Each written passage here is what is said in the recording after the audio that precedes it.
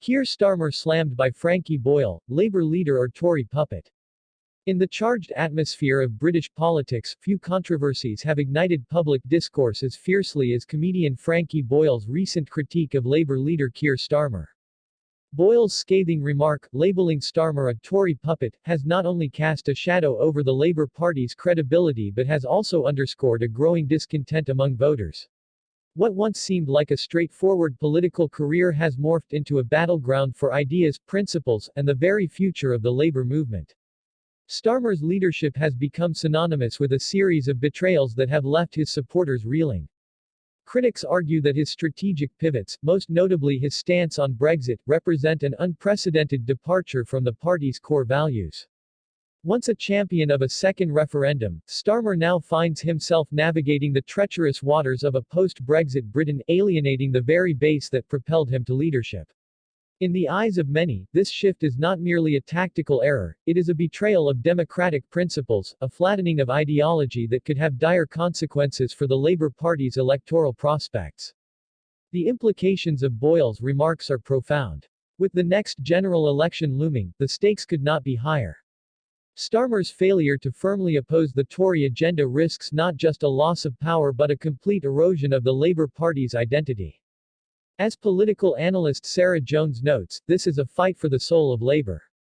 If Starmer continues down this path, he may alienate a generation of voters who see no difference between him and the Conservatives. Many fear that the party could be relegated to a mere shadow of its former self, unable to mount a credible challenge against a powerful Tory government. Historical precedents loom large over this debate. The fallout from Brexit is still palpable, with a divided electorate grappling with the consequences of a decision that was, at its heart, a cry for change. The Labour Party's response, or lack thereof, could echo the failures of past leaders who misread the public mood. The once-in-a-generation chance to redefine Britain is slipping away, and Starmer's reluctance to embrace a bold, distinct vision may render him a mere footnote in political history. Boyle's comments resonate with a public that has grown increasingly skeptical of political elites. His assertion that Starmer may be more aligned with conservative interests than Labour's reflects a broader sentiment. Many voters are disillusioned, feeling that their voices are not being heard. Critics argue that Starmer's cautious approach to leadership is a recipe for disaster, one that might hand the Tories a decisive victory in the next election. Analysts warn that if Labour cannot reclaim its narrative as a party of the people, it risks becoming irrelevant, overshadowed by a government that continues to pursue austerity and inequality. The struggle for the Labour Party is not merely a matter of leadership, it is a larger fight for the future of the nation. The British people stand at a crossroads. The failure to articulate a clear, compelling vision for a post-Brexit society could spark a new wave of populism, one that threatens to engulf moderate voices on both sides of the aisle.